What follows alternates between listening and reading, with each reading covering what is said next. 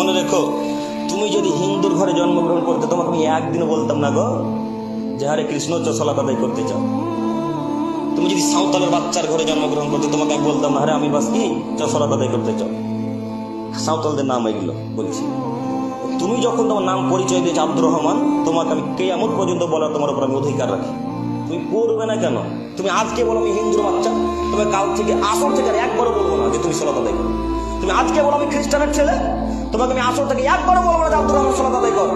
তুমি আজকে আসর থেকে বলো আমি ইহুদির বাচ্চা, তোমাকে আজকে থেকে একবারও বলবো না যে আব্দুর রহমান সালাত আদায় কর, তুই খারাপ ছেলের সাথে চলাফেরা করিস না, একবারও বলবো না। আর তুমি যদি বলো যে আমি মুসলমানের বাচ্চা, আমার বাপের নাম আব্দুর রহমান, আমার নাম আব্দুল করিম, তুমি যদি কথা বলো, তোমাকে আমি কিয়ামত পর্যন্ত বলার উপর তোমার উপর অধিকার রাখি।